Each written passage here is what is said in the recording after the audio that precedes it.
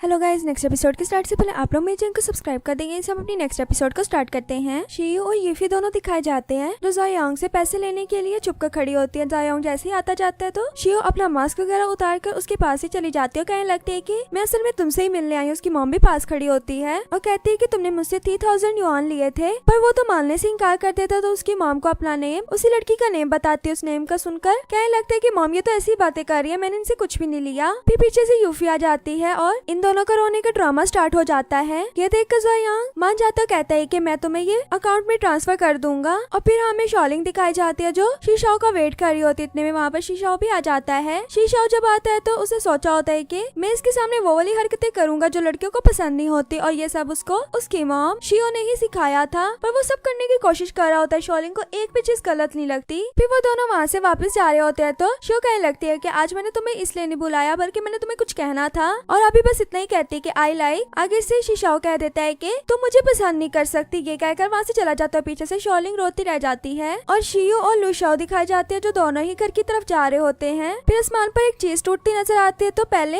लुशाओ उसको देखकर अपने हाथ जोड़ लेता है। फिर पीछे पीछे शियो भी उसे देखकर हाथ जोड़ लेती है। और शियो जब अपने हॉस्टल में होती है तो उसको जायोंग का मैसेज आता है कि तुम ना मुझसे दूर रहो, और अगर मेरे पास फिर से आने की कोशिश की ना तो देखना मैं तुम्हारे साथ क्या करता। इतने में शियो को पता लगता है कि उसका नीचे कोई वेट कर रहा, तो उनको पता लग जाता है कि ये कोई और नहीं जायोंग होगा। और जायोंग सच में नीचे उसका वेट कर रहा होता है। इतने में वहाँ पर लुशाओ आ जाता है। लुशाओ को भी ये सारी बात पता होती है। वो उसको कहने लगता है कि तुमने किसी लड़की से पैसे चुराए थे ना, तो अगर मैं ये रिपोर्ट पुलिस में कर देता हूँ तो तुमसे ज्यादा जुर्माना लिया जाएगा, इसलिए अभी यहाँ से गायब हो जाओ। उसकी इस बात से डरकर वो वहाँ से चला जाता है और पीछे से शियो आती है, उसको जाते हुए देख लेती है। लुशाओ कहता है कि मैंने उसको सबक सिखा दिया, तुम क्या कर रही हो नीचे। और फिर लुशाओ उसको एक चीज देने लगता है और उसको लेने के बाद शियो से थैंक्स कह रही होती है। और फिर शीशाओ दिखाया जाता है जो उन दोनों को साथ देकर उनके पीछे से आ जाता है। फिर वो उस लड़की को साइड पे कर देता है, उसके साथ काम करवाने लगता है। लुशाओ जब वहाँ से जाता है तो वो शीशाओ को बताने लगती है कि तुम्हें पता है शियो को कोई धमकियां देने का सोच रहा है। तो वो ये सुनकर वहाँ से फौरन भागता है। और शियो और लुशाओ दोनों दिखाए जाते हैं जो अपनी यूनिवर्सिटी से जा रहे होते। तभी आगे से शियो की डैड की कार आ जाती है। फिर वो हमें तीनों एक डिनर टेबल पर दिखाए जाते हैं जहाँ पर उसके डैड सिर्फ लुशाओ से उसका नेम पूछते हैं कि तुम शियो के क्या लगते हो। वो तो अपना पूरा बायोडाटा ही दे देता है कि मैं कहाँ से आया हूँ, मेरी हाइट कितनी है, ये सब बता देता है। तो शियो कहने लगती है कि जिस तरह के तुम मेरे डैड समझ रहे हो ना, मेरे डैड वैसे नहीं है। तो उसके डैड कहते हैं कि मैंने तो बस ये कहना था कि शियो का स्कूल में ख्याल रखना। तो लुशाओ भी कह देता है कि हाँ, मैं और शीशाओ दोनों इसका ख्याल रख लेंगे। ये सुनते साथ ही शियो जल्दी से ड्रिंक कर लेती है, कहने लगती है कि मैं ड्रंक हो चुकी हूँ। पर उसके डैड तो पूछते रह जाते हैं कि शीशाओ कौन है, और वो भी कह देता है कि शियो का कजन। उसके डैड कहते हैं कि नहीं, इसके दो ही कजन है, इसको क्या उसका नेम भी भूल गया है। और फिर शियो के साथ शीशाओ और लुशाओ दोनों दिखाए जाते हैं जो एक बेड लेने के लिए आते हैं। तो उस पर पहले लेट कर चेक करते हैं। तभी शियो वहाँ से जाती है तो लुशाओ उसके जाने के बाद शीशाओ से कहता है कि क्या तुम इसके कजन ही हो। तो कहता है कि हाँ। शीशाओ को शक हो जाता है कि कुछ ना कुछ तो हुआ है। तो वो लुशाओ को बताने लगता है कि अगर शियो के डैड ने तुमसे कुछ कहा है ना तो उसको दिल पे मत लेना, क्योंकि वो अक्सर भूल जाते हैं कि उन्हें क्या बताया था। मैं तो जब भी उनके घर पर जाता हूँ तो हर बार मैं बताता हूँ कि मेरा नाम क्या और मैं कहाँ से हूँ। इस तरह करके उसको एक डिजीज बता देता है और कहता है कि ये बात शियो को भी मत बताना। और लुशाओ जो इस बात को सच समझ लेता है। और फिर शीशाओ अपनी आंट शॉलिंग के पीछे दिखाया जाता है। शॉलिंग कहने लगती है कि मुझे फॉलो मत करो। तो वो कहता है कि ये ना वीरान सा रास्ता है तो तुम्हें खतरा हो सकता है, इसलिए मैं तुम्हारे पीछे आ रहा हूँ। पर शॉलिंग उसको मना कर देती है और कहने लगती है कि जहाँ पर सारी जिंदगी मैंने अकेले निकालनी है वहाँ पर ये रास्ता क्या चीज है। और घर आकर थोड़े टाइम के लिए शियो के साथ बैठता है। फिर शियो जब वहाँ से चली जाती है तो अपनी मॉम की वीडियो देखने लगता है जो फ्यूचर की मॉम शियो होती है। और फिर नेक्स्ट डे जब लुशाओ शियो के घर पर आता है तो तभी शीशाओ लुशाओ के घर से जाने लगता है, किसी और घर शिफ्ट होने लगता है। पर शियो से कहने लगती है कि नहीं,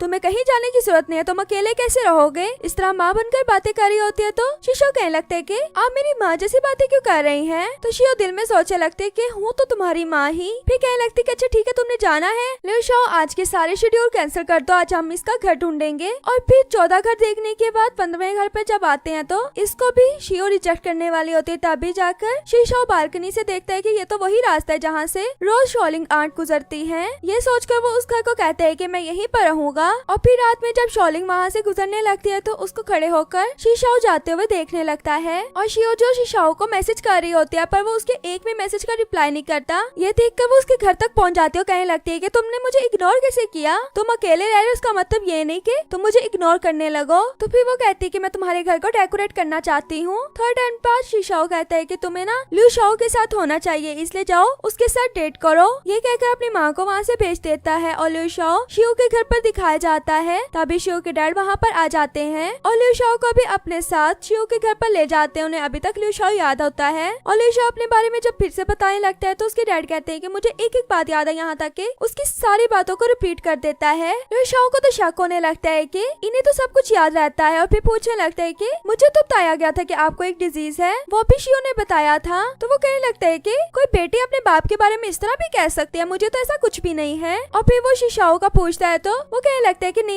ऐसा तो उसका कोई भी कजन नहीं है। और इस बात का शियो को पता लग जाता है कि शीशाओ ने कौन सी डिजीज बताई थी। और जब घर पे पहुंचते तो लिu शाओ अकेला होता है घर पर उसका वेट करते हुए और कहने लगते है कि तुम कहाँ पर थी। तो वो कहती है कि मैं शीशाओ के घर पर थी, मुझे उसकी फिक्र हो रही थी क्योंकि वो कभी अकेला नहीं रहा। तो कहने लगता है कि अच्छा चलो तुम उसके घर पर थी, हालांकि वो तुम्हारा कजन भी नहीं है। तो शियो कहने लगती है कि क्या मतलब। और फिर लिu शाओ कहने लगता है कि तुम मुझसे झूठ कैसे बोल सकते हो, मैंने कभी भी तुम्हें कुछ नहीं कहा था, कभी भी तुम पर शक नहीं किया था कि तुम अपने कजन के साथ रह रही हो, पर तुमने ये तक नहीं बताया कि वो तुम्हारा रियल कजन नहीं है। ये सब बातें सुनाकर लिu शाओ गुस्सा होकर वहाँ से जाने लगता है, पर शियो उसे रोककर कहने लगती है कि अच्छा मेरी बात तो सुनो, हाँ मैंने झूठ बोला और वो मेरा बेटा है। लिu शाओ को तो इस बात पर यकीन नहीं आता और वो इस बात को एक्सेप्ट करने के लिए तैयार भी नहीं था। तो शियो उसको डीएनए रिपोर्ट दिखाने लगती है और कहने लगती है कि ये देखो ये मेरा 99% बेटा है और ये फ्यूचर से आया है। और हाँ मुझे पता है कि तुम इस बात को एक्सेप्ट नहीं करोगे क्योंकि मैंने भी जल्दी इस बात को एक्सेप्ट नहीं किया था। लिu शाओ कहने लगता है कि कोई फ्यूचर से पास्ट में भी आ सकता है, इस बात का मुझे नहीं पता और ना ही मुझे यकीन आ रहा है कि मैं क्या करूं। और कहने लगता है कि मुझे लगता है कि मुझे घर ही जाना चाहिए। और फिर लिu शाओ अपने सर के पास पहुंच जाता है इस बात का पता करने के लिए और पूछने लगता है कि क्या टाइम ट्रेवल पॉसिबल है, वो भी फ्यूचर से पास्ट में आना अपनी मॉम की क्या किस्मत को भी चेंज कर सकते हैं। तो वो सर कहते हैं कि इस बात का तुम्हें भी पता है कि ये एक थ्योरी है, इस बात पर पक्का यकीन नहीं है कि ये सच है कि नहीं सच। तो लिu शाओ कहने लगता है कि 30 साल बाद फ्यूचर में ये बात पॉसिबल हो जाएगी कि कोई भी टाइम ट्रेवल कर सकता है। और फिर शीशाओ दिखाया जाता है जो शॉलिंग को हॉस्पिटल जाते हुए देखता है और उसके पीछे देखता है कि ज़ोयांग भी जा रहा है। ज़ोयांग को देखकर उसका पीछा करने लगता है। जैसे ही शियो देखती है तो वो शीशाओ का पीछा करने लगती है और शियो दिखाई जाती है जिसके पास लिu शाओ आया होता है। शियो कहने लगती है कि क्या तुम्हें मेरी बातों पर यकीन आ गया है। इतने में वहाँ पर शीशाओ आ जाता है। शियो उसको बता देती है कि मैंने लिu शाओ को सब कुछ बता दिया है। वो भी अपनी डीएनए रिपोर्ट देखने लगता है और फिर लिu शाओ ये कहकर चला जाता है कि अगर तुम लोग फ्री हुए तो मूवी देखने के लिए आ जाना। इस बात को सुनकर शियो खुश हो जाती है कि उसने हमें एक्सेप्ट कर लिया है। और जब वो मूवी देखने के लिए बैठते हैं तो माँ और बेटे की आदतें बिल्कुल सेम टू सेम होती है। ये देख देख कर लिu शाओ शौक हो रहा होता है। और मूवी खत्म होने के बाद शियो कहने लगती है कि चलो यहीं से आप दोनों एक दूसरे को अच्छे से जान लो। लिu शाओ का हाथ पकड़ के और शीशाओ का हाथ पकड़ के दोनों के हाथों को आपस में मिला देती है। ये देखकर दोनों ही एक दूसरे को हेलो करने लगते हैं और लिu शाओ कहने लगता है कि हेलो मेरे फ्यूचर सन। और फिर वो तीनों एक जगह पर अपना ब्लड डोनेट करने के लिए आए होते हैं, पर वहाँ पर शीशाओ को अपना ब्लड ग्रुप बताते हुए कुछ हो रहा होता है क्योंकि उसका उन दोनों से डिफरेंट होता है, इसलिए वो वहाँ से जाने लगता है और दोनों ही इसी तरह की हरकत कर रहे होते हैं। दोनों ही अपना ब्लड नहीं देते और दोनों शियो के कहने पर अपना ब्लड ग्रुप बता देते हैं। लिu शाओ को ये बात बिल्कुल नहीं अच्छी लगती। वो थोड़ा ना यकीन करके अपने लैब में होता है, वहाँ पर शीशाओ बुलाने के लिए आता है पर लिu शाओ उसको नहीं बुलाता। और शीशाओ जब बस स्टॉप पे बैठा होता है वहीं पर शॉलिंग आ रही होती है। शॉलिंग से छुप जाता है। शॉलिंग आकर बैठकर उसके पिछले वाले वॉइस नोट सुनकर रो रही होती है। ये सुनकर तो शीशाओ भी सैड हो जाता है और यहीं पर हमारा ये पार्ट भी खत्म हो जाता है। वीडियो अच्छी लगे तो वीडियो को लाइक करना।